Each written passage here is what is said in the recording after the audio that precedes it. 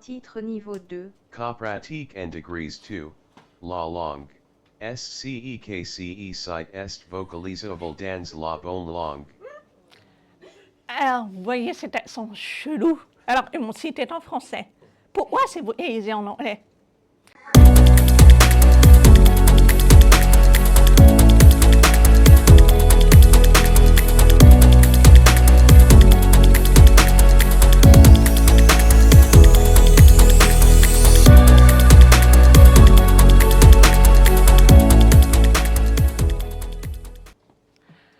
Bonjour à tous, je suis ravie de vous présenter mon tour sur l'accessibilité numérique. Je remercie Angie de m'avoir invité pour faire partie de ce meet-up. Je m'excuse d'avance si les sous-titres automatiques ne fonctionnent pas très bien avec ma voix de personne sourde parce que j'ai un accent atypique. Et si vous voyez des erreurs, n'hésitez pas à en rire, parce que moi je suis la première à voir des trucs assez bizarres et wild. Et ça me fait marrer, mais en même temps ça me fait de la substance mentale pour savoir ce que les sous-titres ont voulu dire. Donc je ne vais pas me focaliser sur les sous-titres, je vais vous faire un démo. Donc, mon but, c'est de vous montrer comment débuter dans l'accessibilité numérique avec CR pratique, facile à appliquer en tant qu'élève. Alors, un petit intro d'abord. Il faut savoir que selon l'Observatoire du respect des obligations d'accessibilité, seulement moins de 5% des sites web sont accessibles pour les personnes handicapées. Précisément 3% des sites remplissent pleinement les obligations d'accessibilité. Sur 4000 sites qui ont été audités par l'Observatoire, ce qui est vraiment très peu. Au niveau international, nous avons l'organisation WebAIM, Web in Mind, Web Accessibility in Mind, qui a scanné environ 1 million de pages au hasard. Et là aussi, le même constat fait que moins de 5% des sites scannés remplissent pleinement les obligations d'accessibilité. Alors imaginez sur un mar Internet des milliards de sites Internet qui sont disponibles, combien d'entre elles sont vraiment accessibles? Donc nous avons une responsabilité en tant que dev de penser à l'accessibilité. Et c'est vrai, il y a des idées préconçues en disant que l'accessibilité numérique, c'est compliqué à implémenter, c'est trop long, c'est gaspillé. Et moi, je vais vous démontrer avec CR pratique qu'on peut débuter facilement dans l'accessibilité numérique. Alors, pour ce site, je vais pas utiliser la souris, parce que sinon ce serait trop facile. Mais je vais utiliser le clavier et les lecteurs d'écran. Alors si vous voulez tester les lecteurs d'écran, sachez qu'il en existe plusieurs. Bon, pour ma part, je vais utiliser NVDA, qui est sur Windows, Orca sur Linux, VoiceOver sur iOS, Toolback Android et Joe, qui est sur Windows. Ça va jusque-là? Ouvrez bien les yeux et les oreilles, parce que je vais faire ça du live coding, montrer un peu de code et vous faire des tests utilisateurs. Donc, j'ai ma souris ici, on ne la bouge pas. Je vais commencer par tabuler sur mon clavier. Et je suis en train de tabuler, mais je ne sais pas où je vais. Il y a une indication visuelle. Si vous avez vu un petit bar en bas, qui fait, voilà, il y a des liens, mais ce n'est pas des informations explicites. Alors pour cela, je vais aller sur mon Visual Studio Code. Et il faut savoir que on a tendance à penser que le fameux outline, il ne sert à rien. Ou alors, on va dire, oui, les machins carrés noirs ou bleus, c'est moche autour des liens, donc je veux l'enlever. Je mets none, outline none, sauf qu'elle a vraiment son utilité. Je vais les désactiver et vous montrer ce fameux outline a son utilité. Donc voilà, j'ai bien ce outline qui est moche, mais on voit bien que les liens sont visibles. Et on peut vraiment styler le outline de sorte que ça soit plus joli.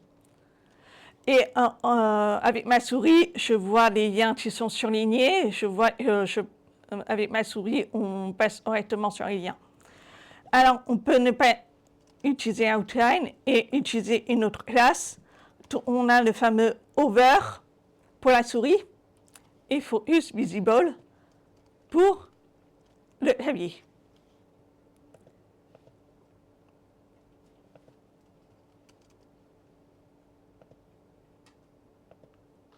Et donc là, je désactive toutes mes classes focus visible. Alors, comment ça marche? Donc là, vous voyez, maintenant, j'ai bien les liens qui sont visibles et je peux naviguer correctement sur ma page. Donc, c'est vraiment une classe facile à appliquer. Donc, si vous créez des boutons et des liens avec le hover, vous stylez, n'oubliez pas de mettre Focus Visible pour le clavier. On va pouvoir commencer les cas pratiques. Donc, cas pratique numéro 1, les fameux contrastes. Qui arrive à voir les fameux contrastes? C'est vraiment pas visible. Alors ici, on a un thème sombre. Oula, c'est un empire. Donc, il y a une manière facile à voir si les contrastes respectent les obligations d'accessibilité. Sur l'inspecteur de navigateur, vous avez un Open Roller Picker qui vous permet de dire si vous respectez un contraste de ratio.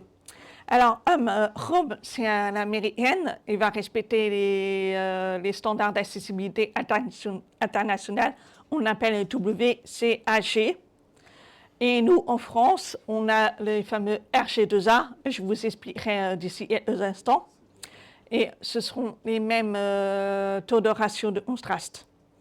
Donc là, on a un taux de ratio de contraste 1,35, ce qui est insuffisant. Pour atteindre le AA, on doit avoir un ratio de 3, AAA, ratio de 4,5. Et donc, si je navigue sur le Roller Picker, on voit tout de suite que c'est plus visible. Vous voyez? Et là, on a bien les RU qui se fait et c'est check.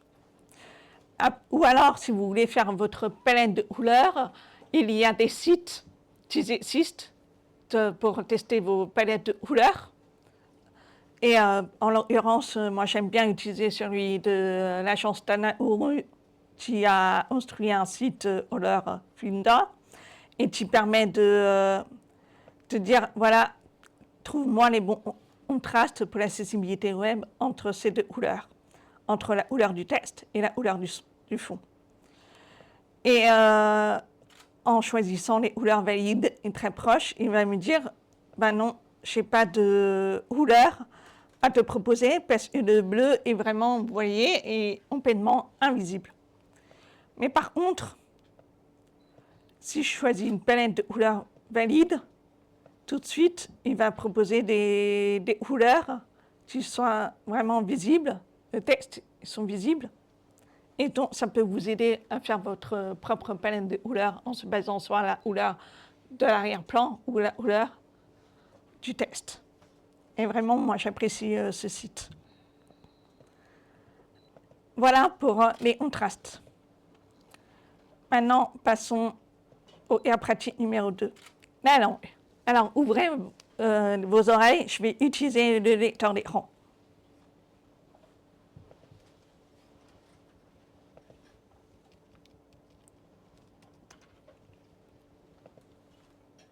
Pratique visionneuse de paroles. Cas pratique numéro 2, la langue, des boutons bas. Cas pratique and degrees 1. Cas pratique and degrees 2. Cas pratique and degrees 3. Titre niveau 2. Cas pratique and degrees 2. La langue. SCEKCE site est vocalisable dans la bonne langue. Alors, vous voyez cet accent chelou. Alors, mon site est en français. Pourquoi c'est vocalisé en anglais? Alors, vous avez un premier astuce pour détecter ça. Alors, je vais éteindre l'éditeur d'écran. Souvent, vous avez le fameux pop-up qui s'affiche sur la navigation. Tu dis traduire la page depuis l'anglais et il vous dit de traduire en français. Alors, mon site, clairement, il est en français. Donc, pourquoi chez ce pop-up qui s'affiche? Alors, RAS a une astuce tout simple. Alors, je vais sur ma page index. Je vais baisser un peu les sous-titres. Donc là, on a le fameux balise HTML avec l'attribut long et la valeur EN, qui veut dire anglais. Et ça, on a tendance à l'oublier. On construit un nouveau projet en Angular, Vue.js ou React, surtout des frameworks JavaScript. Et par défaut, ils mettent anglais. Et souvent, on oublie de mettre la vraie valeur en français. Bien évidemment, si votre site est en plusieurs langues, vous pouvez l'alimenter dynamiquement. Donc, je vais changer la langue. Et on va voir ce que ça donne avec l'éditeur d'écran. Déjà, j'ai plus la pop-up et l'éditeur d'écran. On affiche. Pratique, cas pratique, bouton, navigation région. Cas pratique numéro 1, visiter lien. Cas pratique numéro 2, visiter même page, lien page courante. Cas pratique numéro 3, visiter lien. Hors de titre niveau 2. Cas pratique numéro 2, la langue. Est-ce que ce site est vocalisable dans la bonne langue? C'est tout de suite compréhensible. Grâce à une valeur d'un attribut, on change. Et ça ne vous coûte pas grand-chose de modifier. En tant que dev, ça vous prend 3 secondes. Titre sous OK. Maintenant, passons au cas pratique numéro 3, les images.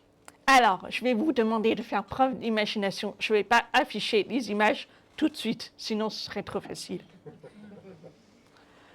Donc, est-ce que les images vont être vocalisables par les lecteurs d'écran?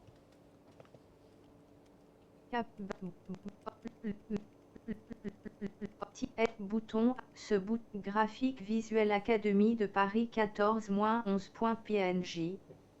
Ah, le nom du fichier, c'est explicite. Ça ne veut pas dire grand-chose. Graphique dessin d'Alan Barth. Oui, je sais que c'est un dessin d'Alan Barth, mais essayez sur ce dessin. Donc, souvent, on met ce genre d'informations. Les devs, ils ne savent pas remettre, ils mettent le nom du fichier ou ils mettent toujours dessin. Alors, eux, vraiment, c'est vraiment des informations qui sont importantes. Pourquoi les personnes aveugles et malvoyantes n'auraient pas accès aux mêmes informations que nous? Donc, c'est important de décrire. Et pour ça, je vous ai expliqué comment faire.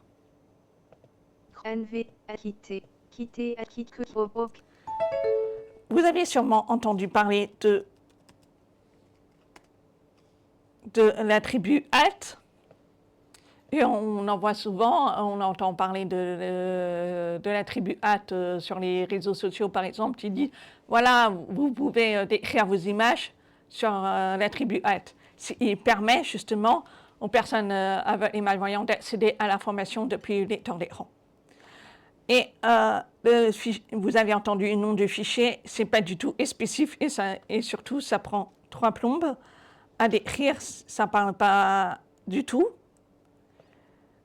Donc, j'ai complètement décrit les images. Et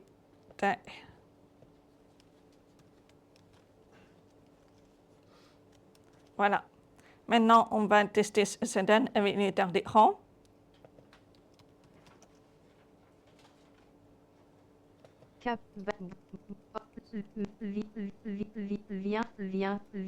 hors de titre ce bouton graphique communiqué de l'Académie de Paris datant du samedi 14 novembre, un point de situation sur l'ouverture des établissements scolaires et universitaires lundi, en Île-de-France, sera communiqué ce samedi en fin de journée. Voilà, c'est tout de suite plus clair. Maintenant, le dessin. Graphique dessin d'Alain Barthes titré Budget 2025 et motion de censure. On y voit deux personnes caricaturées, Macron et son nez long comme Pinocchio et son Premier ministre avec de grosses lunettes. Le Premier ministre a les bras écartés protégeant Macron, accroupi les mains sur sa tempe, face à une flopée de flèches motion de censure. Macron tout ému dit « Oh Olivier », avec des cœurs dessinés au-dessus de lui. Le dessin est sous-titré « Le PS a décidé de sauver le gouvernement macroniste ». Alors, vous avez l'image en test. Voilà, ça vous dit quelque chose. Alors, on va voir ce que ça donne comme résultat. Est-ce que ma description est fidèle à la réalité? Vous allez voir ça tout de suite.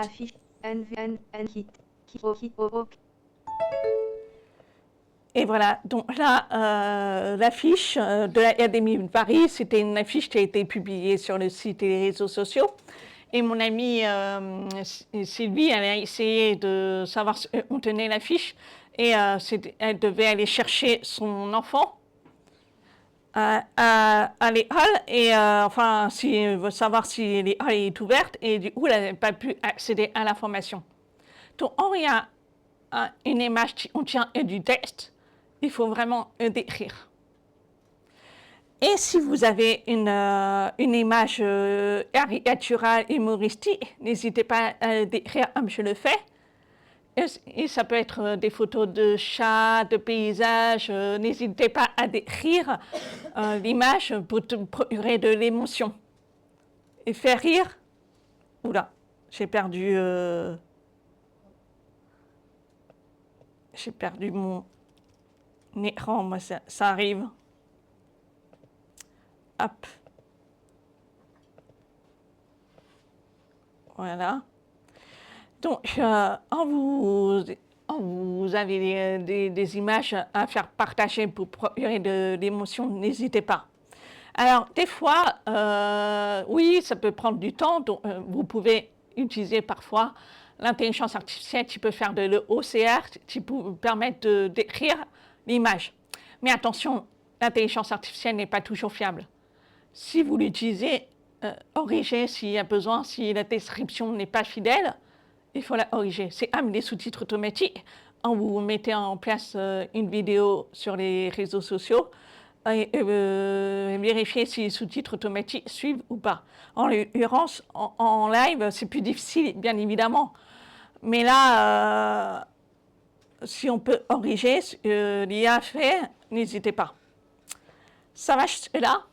Ah, j'ai oublié de dire que si l'image est purement décorative, il faut laisser l'attribut alt vide. Parce que ça permet de signaler que l'image est purement décorative. Ça peut être des icônes qui ne sont pas porteurs d'informations et s'ils sont complétés par un label, donc on va plutôt cacher l'image, ou si c'est des logos. Et donc les logos, forcément, ce n'est pas une information pertinente.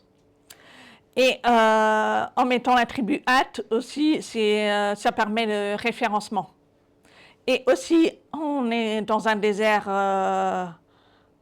d'Internet et on met 3 plombes à charger la page. Si je mets un mauvais lien, par exemple, de l'image, vous voyez que si ça met 3 plombes à charger l'image, on a tout de suite la description qui s'affiche. Donc l'attribut at a vraiment son importance en termes d'accessibilité pour les personnes aveugles et malvoyantes, mais aussi pour les autres personnes. Oui, vous avez une question? J'ai une question par rapport à la description, parce que souvent, moi j'utilise WordPress, moi je ne suis pas développeuse, mais du coup, j'utilise. Est-ce que les descriptions sont importantes aussi, ou est-ce que c'est juste le alt qu'il faut utiliser? En fait, j'utilise sur WordPress, j'ai le alt que je remplis, donc code pas, mais et en dessous, il y a la description. Et on m'avait dit qu'il fallait aussi faire la description. Bah, en fait, s'il n'y a pas de hâte, sur WordPress, c'est la description textuelle. Et pareil, le hâte, je crois. Parce que je n'utilise pas du tout WordPress. D'accord. Mais oui, si vous avez la possibilité de décrire l'image sur WordPress, n'hésitez pas. Donc on peut faire les deux, en fait. Oui, on peut. Ok. Mais après, il faut voir si ça ne fait pas doublon. Parce que, alors, je vais me renseigner et je reviendrai vers vous, si ça vous va. Donc, voilà pour les images. Et donc, je voyais l'attribut hâte a vraiment son importance. Maintenant, et en pratique numéro 4, les formulaires. Alors, déjà, je vais soumettre, on a un formulaire tout simple avec le prénom, le nom, l'email et le message. Quand je fais envoyer, il y a déjà les couleurs rouges qui s'affichent sur les encarts. Et si je renseigne un prénom, et je fais de nouveau afficher, le prénom devient vert, mais les autres champs sont rouges. Pour les personnes daltoniennes, elles ne sauront pas faire la différence entre le rouge et le vert. Il y a une règle dans le H2A, et je vous expliquerai dans quelques instants, qui dit qu'on ne doit pas véhiculer l'information uniquement par la couleur. Et ça, c'est vraiment important. Et maintenant, avec le lecteur d'écran, on va voir ce que ça donne.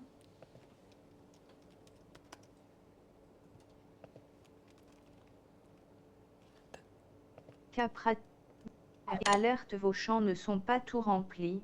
Masquez le message bouton. Bannière région navigation région libre. Édition entrée invalide vide. Édition entrée invalide vide. Édition entrée invalide multiligne vide. Envoyer bouton. Bon, je sais que je dois envoyer le formulaire, mais mes labels, ils ne sont pas du tout explicites. Je ne sais pas ce qui se passe. Nous, on voit qu'on doit renseigner des informations, mais les personnes malvoyantes, elles n'ont une information avec l'écran.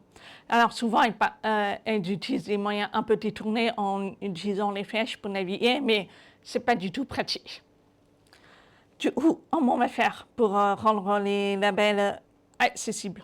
Nouvel onglet, nouvelle affiche, micro, quitter, OK. Donc, on va passer en pratique. Alors, du coup, on a l'attribut de la balise label et la balise input. Nous avons l'étiquette qui s'appelle texte prénom et on va se servir le même étiquette, donc le même nom de l'ID avec l'attribut for, on met sur son label. Rien de plus simple. Et on répète ça à chaque champ. Donc là, je mets texte nom pour le nom. Je mets l'email. Si vous réen et n'oubliez pas aussi de mettre l'attribut for pour refactoriser tout ça. C'est vrai, saisir 4 fois l'attribut for s'appelle long, mais c'est pour vous montrer. Donc maintenant, j'ai mis mon attribut for. Comment ça se passe? D'abord, avant toute chose, on avait dit que l'information doit pas être véhiculée uniquement par la couleur. J'ai créé un script en JavaScript qui me permet justement d'afficher l'icône en fonction de l'erreur. Donc, je vais lui dire, voilà, si mon champ est valide, alors je voudrais afficher l'icône check ou X-mark. Et je voudrais aussi afficher les messages d'erreur parce que les icônes, ça ne suffit pas, il faut aussi vocaliser les messages d'erreur. Donc, pour chaque champ, je lui dis le champ prénom doit être renseigné. Et pour ça, j'ai mis un nouvel attribut qui s'appelle AriaDescribeBy pour attacher les messages d'erreur à mon input. Et ça, les attributs HTML ARIA sont dédiés à l'accessibilité. Et je vous expliquerai d'ici un instant. Et vraiment, elles sont son utilité. Et on a aussi l'attribut ARIA invalide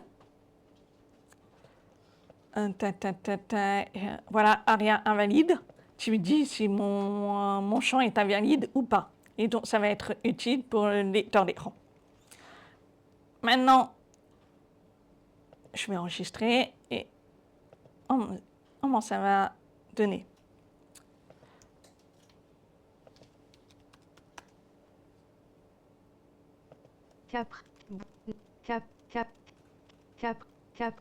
Bonus, principale région, formulaire région. Vous avez une question? Veuillez remplir ce formulaire. Groupe, votre prénom édition vide, votre nom édition vide, votre email édition vide, votre message édition multiligne vide. Et voilà, c'est tout de suite accessible. Maintenant, je vais envoyer un message. Bouton. Alerte, vos champs ne sont pas tout remplis. Masquez le message bouton. Votre prénom édition entrée invalide. Le champ votre prénom doit être renseigné vide. Et voilà, j'ai l'information qui me dit mon champ il doit être renseigné. Votre nom édition entrée invalide. Le champ votre nom doit être renseigné vide. Votre email édition envoyé. Comment donner un nom? C'est alerte, vos champs ne sont pas tout remplis. Votre nom, votre email, votre nom édition sélectionné vide. Et voilà, donc là, votre prénom édition entrée, votre nom édition sélectionné Emmanuel. Voilà. Donc là, j'ai bien l'information. On voit bien,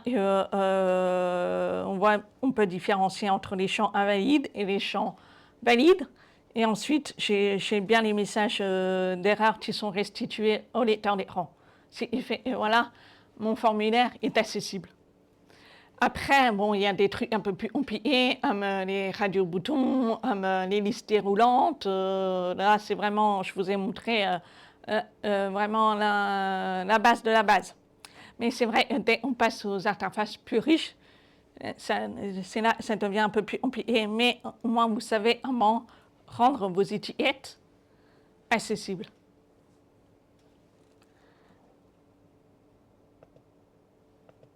Maintenant, passons au cas pratique numéro 5. Donc là, j'ai 3 boutons. Et comment ça va être restitué au niveau du lecteur d'écran.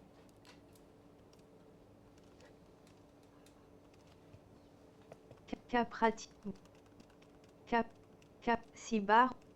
FAQ, ressources, à propos vide, principale région. Veuillez choisir votre moyen de paiement, groupe bouton, bouton, bouton. Voilà, ça c'est un cas simple. Une fois, mon amie Sylvie, elle s'était confrontée à la validation du formulaire au moment du paiement. Et elle m'a montré, voilà, j'avais bouton, bouton, bouton. Alors, nous, on a les images des icônes. Mais les icônes, elles ne sont pas restituées correctement par le lecteur d'écran. Bon, des fois, il y a des smalets qui peuvent être restitués sur les lecteurs d'écran, mais c'est des icônes spécifiques. Là, elles ne seront pas correctement restituées. Donc, ce qu'on va faire, c'est qu'on va ajouter des labels. OK.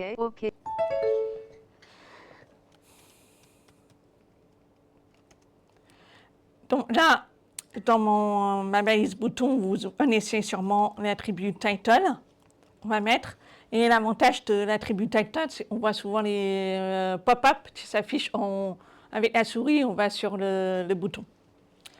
Sinon, vous avez l'ARIA label qui fait le title, sauf il n'y a pas le pop-up.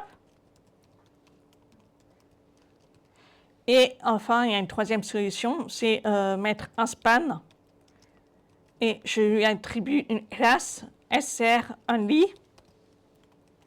Et je lui dis PayPal. Et donc, cette classe SR only, Screen Reader only, et elle permet justement de cacher l'information visuellement, mais qui reste restituée au lecteur d'écran. Voilà, donc c'est une classe que vous pouvez trouver facilement. et qui permet justement de cacher l'élément, que ce soit une image, un bouton, voilà.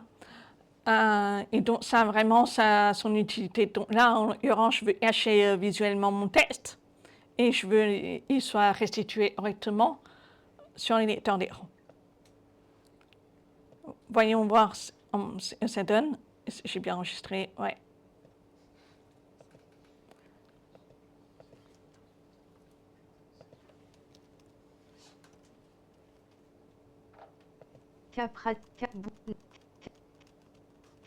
Bonus FAQ ressources à propos principale région. Veuillez choisir votre moyen de paiement. Groupe Visa bouton. Et là, on voit les petits pop-up.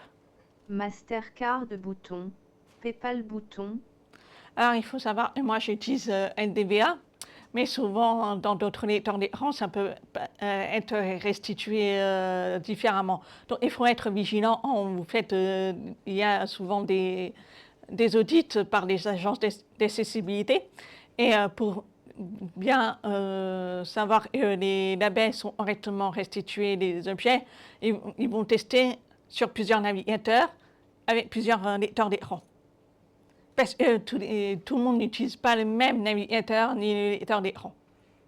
Mais c'est pour ça, mais je vous montre les possibilités qu'il y a. Maintenant, et en pratique numéro 6, les liens. Bannière principale région en Savoie. Chargement terminé. Pratique. Sous-titre en retour. Cas pratique numéro 6 en savoir. Bannière région navigation Voilà. Principale région en savoir plus lien.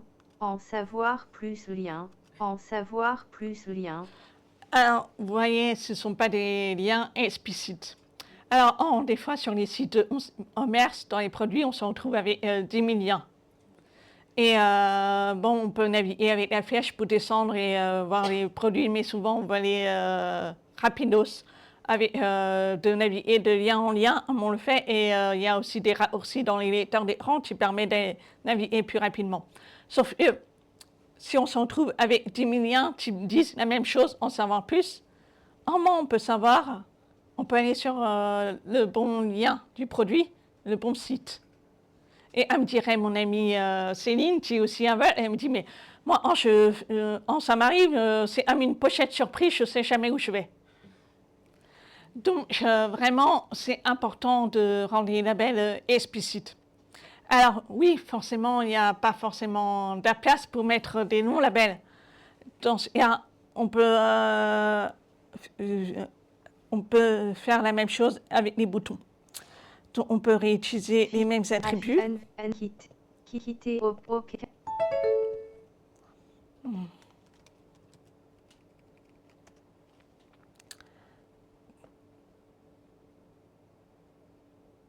Donc, moi, je vais prendre le titre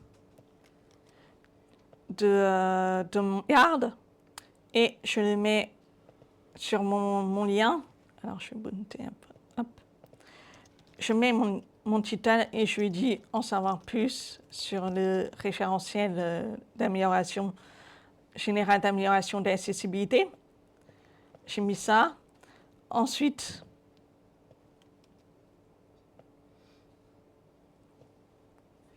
j'ai un autre label, je vais mettre ARIA label. Et je lui dis aussi en savoir plus sur le système de l'État, de design de l'État. Et j'ai un troisième titre. Et avec mon span, je n'aurai pas besoin de répéter en savoir plus, puisqu'il est déjà là. Et je mets mon span avec ma classe qui va bien pour cacher l'information. Et je lui dis sur les audits d'accessibilité. Et voilà ce que ça va donner avec mon lecteur d'écran. Accueil, explorateur, accès, détails, outils, sous. Cap, chargement, cap. Ressources, à propos, principale région, en savoir plus, lien, en savoir plus sur le référentiel général d'amélioration de l'accessibilité. En savoir plus sur le système de design de l'état lien. En savoir plus sur les audits d'accessibilité numérique lien. Et voilà, on a 3 façons de restituer différemment le lien. En général, il faut mieux utiliser Title parce que c'est le plus connu. Mais c'est pour vous montrer, il y en a qui me dit, ça dépend. Non, ça dépend pas. Mais c'est vrai, on a tendance à utiliser Title en tant que dev, mais en général, moi, ce que je fais souvent, c'est soit utiliser l'ARIA-label, soit le span. Mais il est pratique avec les Title, c'est le fameux pop-up qui se voit visuellement. Il y a aussi, je vais sur le bouton. Ensuite, les règles pour l'accessibilité des contenus web. WCAG, bouton. Donc, visuellement, on voit, c'est un bouton, donc je vais me dire, ça va être un pop-up qui s'affiche. Et qui se passe si je fais entrer. Chargement terminé. Ça me fait chargement terminé. Alors, on voit une page qui était affichée. Alors, cette information, elle n'est pas du tout restituée. Alors, il y a des devs qui disent, ouais, mais chez la FEM, mon lien ressemble à un bouton et mon bouton ressemble à un lien. Je ne veux pas m'embêter, je suis nul en CSS. Sauf que la sémantique HTML a son importance. Un bouton fait une chose, un lien va et part. C'est la sémantique HTML. Tous les attributs HTML, je vous ai dit, ils existent depuis 30 ans, depuis la naissance du HTML, et qui permettent de faciliter l'accessibilité. Malheureusement, il y a de moins en moins de personnes qui utilisent la sémantique HTML, et pourtant elles sont une utilité. Et donc, en disant mon lien c'est un bouton et tu ouvres sur une nouvelle page, au moins la personne peut savoir que je suis sur une nouvelle page. Et en plus, je n'ai même pas dit que ça ouvrait un nouvel onglet. Donc, quand vous ouvrez un nouvel onglet avec Arial blanc, n'hésitez pas dans votre label de dire, voilà, ça ouvre un nouvel onglet. Donc, évitez de... je vais éteindre parce que sinon ça va parler. Évitez d'induire l'utilisateur en erreur. Si vous voulez que votre bouton ressemble à un lien, stylé, tout simplement. Bon, il y a quand même, voilà, on a fait des classes boutons, et donc on ajoute la classe bouton 1.button, qui va bien avec le bouton, et ça ressemble à un bouton. Mais vraiment, c'est important de respecter la sémantique. Et donc là, on a ces liens pratiques qui vraiment sont simples à impliquer. On n'est pas l'accessibilité numérique. Forcément, dès on se met à toucher des interfaces riches, ça devient un peu plus compliqué. Mais déjà, vous résolvez la plupart des sites qui obtiennent du texte ou un simple formulaire de contact, des liens de navigation. Déjà, avec ces astuces-là, vous pouvez facilement, je dirais, en majorité, accessible, mais pas à 100% en tout cas. Parce que ça dépend aussi des contenus que vous avez des sites. Et les sites pratiques, je vous ai dit, c'est souvent les erreurs les plus communes qui sont remontées par l'Observatoire et WebInMine. Et ce sont des erreurs faciles à éviter. Donc, vous pouvez déjà commencer par là, en mettant 1 ou 2 attributs. Vous avez vu, ça ne vous coûte pas grand-chose de mettre des attributs en tant que dev. Alors, il y a aussi un autre moyen de détecter les erreurs d'accessibilité, des tests automatisés. Attention, les tests automatisés ne permettent pas de détecter toutes les erreurs qu'il y a sur votre site. Par contre, il y a des tests automatisés qui peuvent dire si vous ne respectez pas les contrastes, s'il manque des étiquettes sur vos formulaires, mais par contre, ils ne pourront pas vous dire si votre site est réalisable sur la bonne langue, si vos liens sont explicites, si le site est navigable par le clavier, ça, ce genre de test, c'est pas détectable. Et en moins avec l'intelligence artificielle. Donc, pour débuter, vous pouvez même mettre en place certains tests automatisés et vous mettre ça sur GitHub, sur Azure, pour vous donner une idée. Donc, je vais reverte tous mes fichiers. Et donc là, je vais essayer un manque de tests automatisés accès qui est vraiment bien pour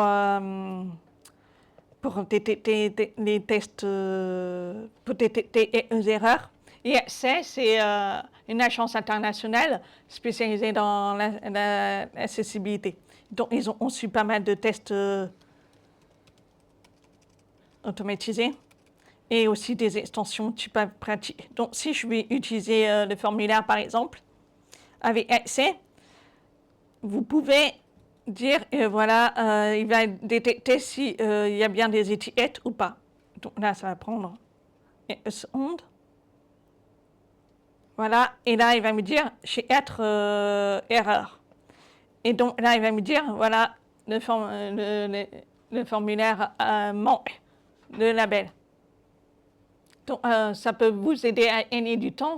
On est humain, on peut oublier de mettre un attribut hâte, de mettre des étiquettes, ou oublier de vérifier les contrastes de couleurs. Donc, ça fait la plupart le job.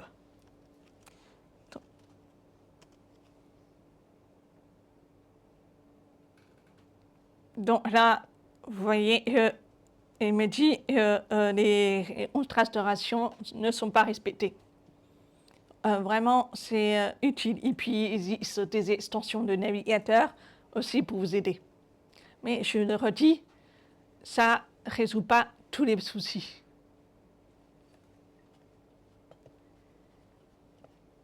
Et on a aussi la possibilité de mettre en place des extensions leader sur Visual Studio Code, ou alors Access Lite qui permet de scanner votre code sur les pull requests. Donc là, il y a eu un bug. Voilà, donc j'ai mon pull request. Et il a détecté en disant, voilà, vous avez mis un ARIA role qui n'est pas valide, ou alors il manque un attribut fort sur mon label. Donc voilà aussi, c'est un moment du pull request, ça peut vous aider. Même chose, ça ne détecte pas toutes les erreurs. Aussi, vous pouvez créer vos propres tests. C'est aussi possible avec Playwright, qui vous donne des astuces comment écrire des tests. Alors, je vous ai parlé de ARIA. Donc, ARIA, ce sont des attributs qui permettent de rendre accessibles certaines fonctionnalités.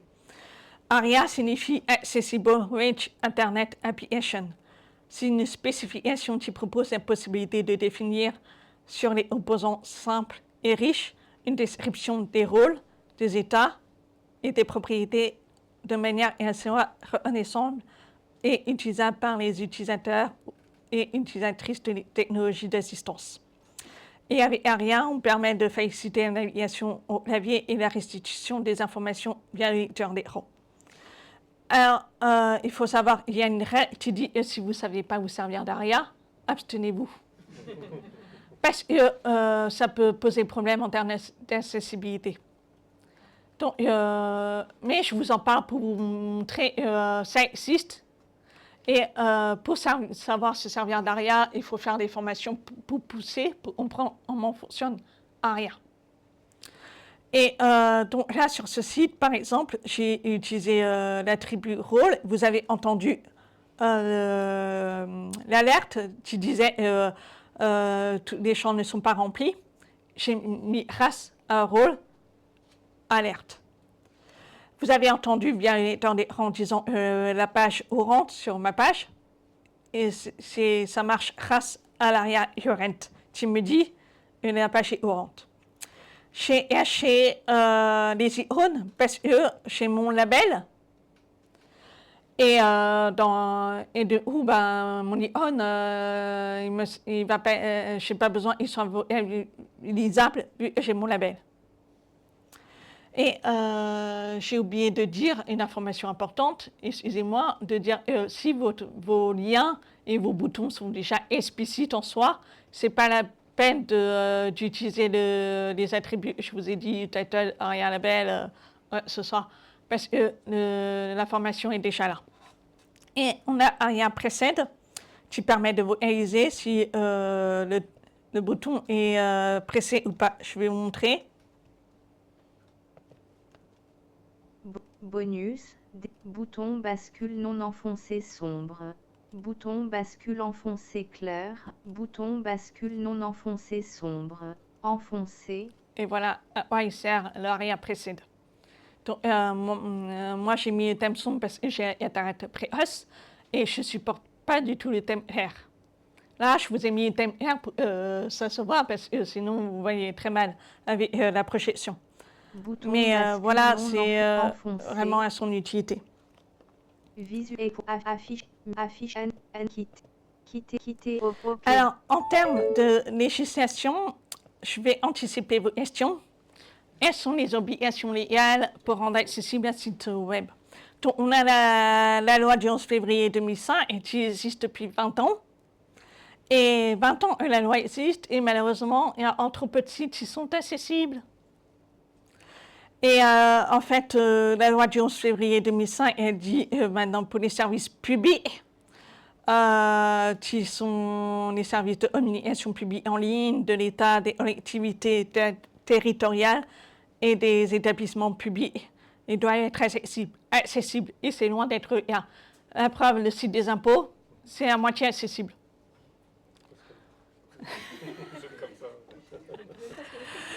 Comme ça, c'est... Et on a aussi, oui, récemment, il y a eu la double authentification qui vient d'être publiée et des personnes aveugles rencontrent vraiment des problèmes d'accessibilité avec l'authentification. Alors, la loi, elle prévoit justement le site des impôts doit être accessible. Ensuite, on a la loi de bonne république numérique, l'article 106, qui a étendu l'obligation du respect et accessibilité aux organismes DETR d'une mission de service public et les entreprises privées ayant un chiffre d'affaires en France d'au moins 250 millions d'euros sur une moyenne des 3 dernières années d'exercice. Là, or, les entreprises privées ne jouent pas tous le jeu.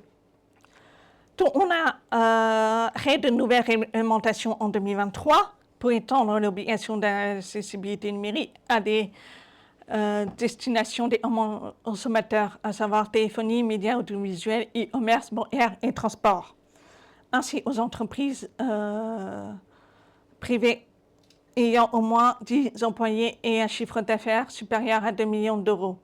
Et vous avez sûrement entendu parler de cette fameuse échéance du 28 juin 2025. Autant vous dire que c'était il y a quelques jours. Et donc là, réellement, on a un du chemin à faire. Et pourtant, la loi, elle existe depuis 20 ans. Et c'est seulement maintenant on se réveille pour dire, voilà, il faut on se mette en conformité. Surtout, il y a quelques petites amendes derrière. C'est contrôlé par certaines instances comme l'ARCOM et si j'arrive à le prononcer, TCGI2F, enfin le fameux contrôle des consommateurs qui vont être chargés de contrôler si les sites sont en forme. Et ça, les utilisateurs peuvent saisir l'ARCOM et d'autres instances en disant voilà, je rencontre des problèmes sur ce site, est-ce que vous pouvez vérifier donc ils vont vérifier et mettre en demeure l'entreprise. Avec tout d'abord un petit avertissement et ensuite des amendes. Alors nous avons une référentiel d'accessibilité, on appelle le RC2A, le référentiel général d'amélioration de l'accessibilité basé sur les normes internationales, le WCAG, Web Content Accessibility Guideline, qui comporte une centaine de critères d'accessibilité qui permettent de rendre accessible un site Internet. Une centaine de critères, ça peut être fastidieux, ça peut faire peur, mais c'est nécessaire parce qu'elles permettent de répondre aux besoins des personnes handicapées. Il faut savoir, en France, il y a même 12 millions de personnes handicapées et tous n'utilisent pas Internet de la même façon. Et les critères d'accessibilité, justement, sont là pour garantir l'accès au contenu à tous. Et donc, vous pouvez vous baser sur le site de RC2A du gouvernement qui vous liste tous les critères et qui vous explique comment faire. Donc, vous avez une question avec des tests, une méthodologie de test, avec des explications sur les attributs HTML. Et donc, c'est vraiment, ça sert de base. Et il y a aussi des extensions RC2A qui peuvent être attachées au navigateur et qui peuvent vous aider à contrôler chaque critère. Et vous avez aussi des sites de read system mis en place par le gouvernement pour vous aider à créer des composants. Si vous ne savez pas faire, il existe en HTML, CSS et JavaScript. Alors, est-ce qu'on peut utiliser des outils de surcouche ou l'intelligence artificielle pour rendre accessible? Non. Alors, pourquoi? Alors, est-ce que c'est un outil de surcouche? C'est les fameux pop-up qui s'affichent, qui disent, voilà, je peux changer le contraste, je peux mettre la police ici, je peux mettre 3 en 1, etc. Sauf que ça ne remplit pas les obligations d'accessibilité. Et le gouvernement a mis une alerte justement à ce sujet. Oups. Voilà, c'est revenu. A mis une alerte à ce sujet en disant que les outils de surcouche ne garantissent pas l'accessibilité. Et en plus de ça, elles rendront conflit avec la navigation au clavier et les lecteurs d'écran. En fait, la seule solution, c'est mettre les mains dans le code.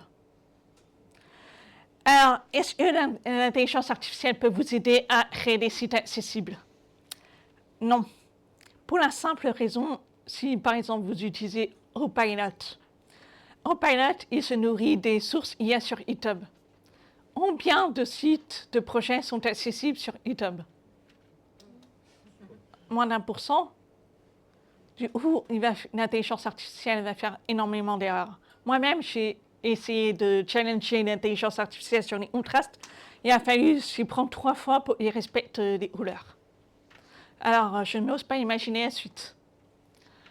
Donc, pour l'instant, en l'état, ce n'est pas possible d'utiliser l'intelligence artificielle pour rendre un site accessible.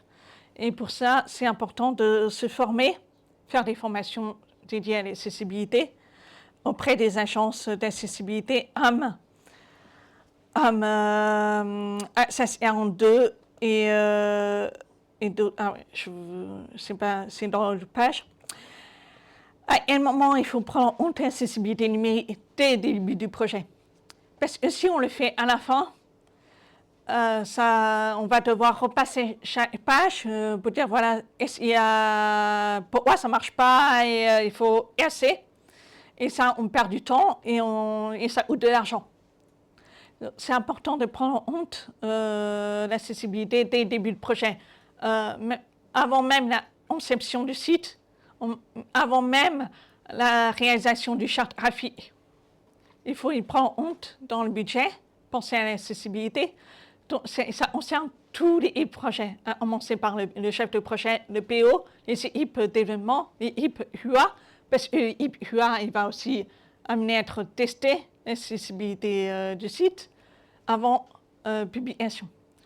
Et si on peut déjà, avant l'audit, rendre accessible, faire corriger certains erreurs d'accessibilité, comme je vous ai montré, ça permet de gagner du temps à l'audit. Parce que, au moment des audits, souvent les experts d'accessibilité ont souvent les mêmes erreurs d'accessibilité. Donc, si on peut éviter, prenons en compte. Et ça ne concerne pas les sites internet, mais ça concerne aussi les sites intranet, extranet et les applications mobiles. Parce que oui, les personnes handicapées travaillent. Donc, si les outils de travail ne sont pas accessibles aux personnes handicapées, au moins elles peuvent faire leur travail correctement. En ce qui concerne les applications mobiles, on a le RG2A, mais il y a aussi un référentiel dédié aux applications mobiles. On appelle le RAM R2AM. Donc,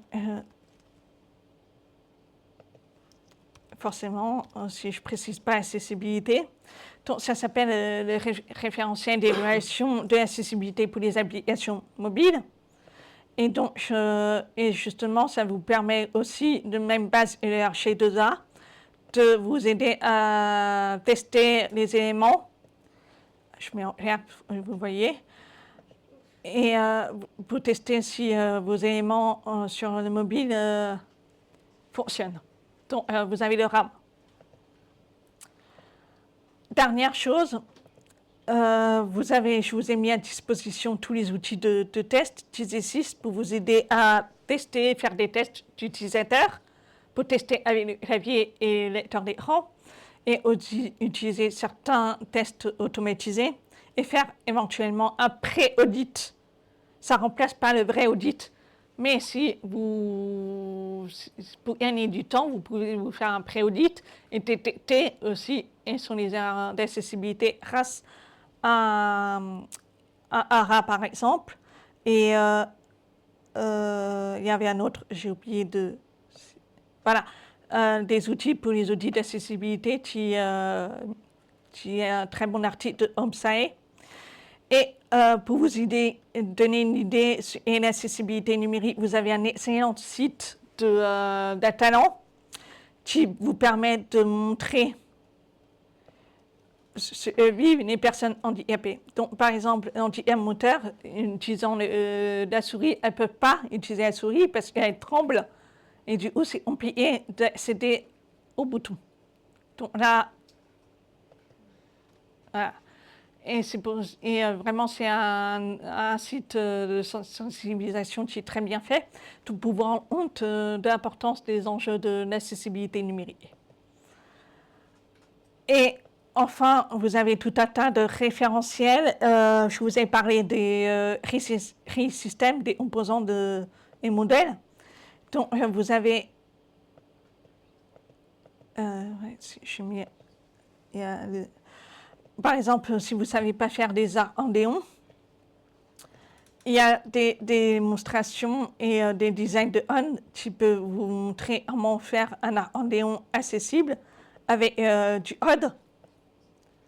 Donc, qui vous explique comment faire en HTML, en CSS et éventuellement en JavaScript. Et vraiment, c'est un très bon site qui vous permet de vous créer vos propres composants, des interfaces riches. Et il y a aussi les notices d'access web qui sont vraiment très bien et justement qui vous donnent des notions d'accessibilité sur comment faire des interfaces riches. Et vous pouvez vous former auprès des agences spécialisées en accessibilité numérique. Pour ma part, j'ai fait ma formation il y a quelques années. Moi, je suis sourde de naissance. Pour moi, l'accessibilité numérique, ça se résumait à sous-titrer les vidéos. Un jour, j'ai rencontré Sylvie qui me dit « Mais nous aussi, on a besoin d'accessibilité. Et nous alors ?» Et elle m'avait parlé de SSR2. Je suis allée et j'ai appris beaucoup. J'ai fait la formation de 3 jours. J'ai une formation certifiante. Et on a aussi d'autres agences, Atalan, OMSAE, IDEANS, ONEA, Tanaoru et Timisis, qui sont vraiment d'excellentes agences, qui peuvent vous accompagner dans vos projets et qui peuvent faire aussi des audits d'accessibilité et vous mettre vous créer des déclarations d'accessibilité, de conformité, d'accessibilité pour dire voilà, votre site est conforme à 50%, 70%. C'est très rare, ça arrive à 100%. En général, en Orageant, c'est 70%.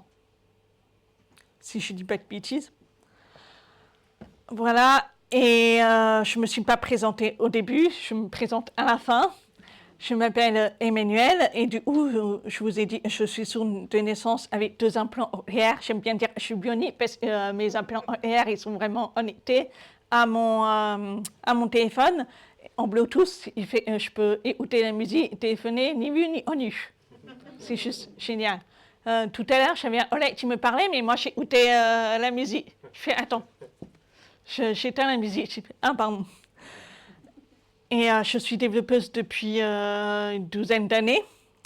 J'ai commencé en tant que développeuse back. Et puis petit à petit, je me suis spécialisée en front avec l'accessibilité numérique. Il m'arrive parfois de faire des erreurs, de dire des bêtises. On n'est jamais à l'abri, même si on a de l'expérience. Et j'aime bien dans ce métier, on apprend tous les jours. Donc, tout n'est jamais acquis. Donc, évidemment, étant sourde, vraiment, ça me tient que ça soit accessible. Vous avez vu avec NDVA, il y avait une lumineuse de parole et comme je suis sourde, je ne comprends absolument pas ce que dit le lecteur d'écran. Ah oui, je ne vous ai pas dit que les personnes aveugles et malvoyantes qui utilisent un lecteur d'écran utilisent un débit beaucoup plus rapide que le mien. Et c'est totalement incompréhensible pour le commun des mortels, alors au moins pour une personne sourde. Donc, le business de parole, vraiment, ça m'aide vraiment à me repérer. Mais parfois, il peut y avoir des disparités. Et j'avais appris l'autre jour, et des fois, l'Élysée n'est pas forcément restitué par écrit. Donc, j'essaie d'être vigilante, mais bon, c'est pas... Et je suis membre de YESO depuis 1 an maintenant, et donc elle vous a fait la présentation. Et je suis aussi membre des autres associations féministes, comme Duchesse France et Opposité, parce que c'est important de promouvoir les femmes dans la tête. Et de par mon handicap, j'essaie aussi de promouvoir le handicap dans ces associations, parce que malheureusement, il y a trop peu de personnes handicapées dans la tête.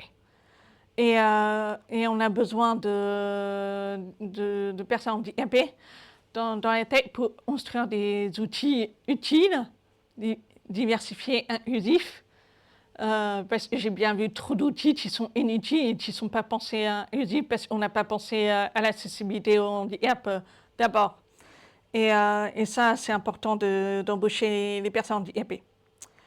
Et je suis aussi fière de faire partie du programme Women Testmaker qui, au niveau international, permet de montrer qu'il y a des personnes handicapées dans la tech. Donc, vous pouvez me retrouver sur les réseaux sociaux et je travaille à ma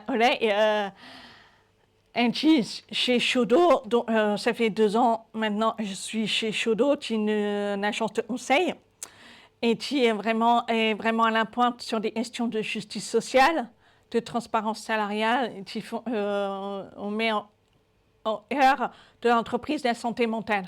Vraiment, le bien-être au travail est vraiment primordial chez Shodo en mettant en place des mesures innovantes comme les congés parentaux, les congés menstruels et d'autres congés. Et aussi la facturation de manière plus équitable. Bien évidemment, on ne fait pas que ça chez Shodo. C'est une communauté de développeurs qui font mettre en savoir une expertise autour du triple D, du TDD, du tout ce qui est craft. Et moi, j'essaie d'amener chez Shodo l'accessibilité numérique en sensibilisant mes collègues là-dessus. Voilà, j'ai été très bavarde. Merci beaucoup de m'avoir écouté. Et si vous avez des questions, n'hésitez pas. Je vous ai mis à disposition un QR code où il y a tous les sources si vous avez envie de vous amuser avec ce site non accessible pour pouvoir vous amuser à rendre accessible ce site. Voilà. Donc, si vous avez des questions, n'hésitez pas. Et sinon, il n'y a pas de questions bêtes, hein, je vous assure. Et si vous pouvez me parler après.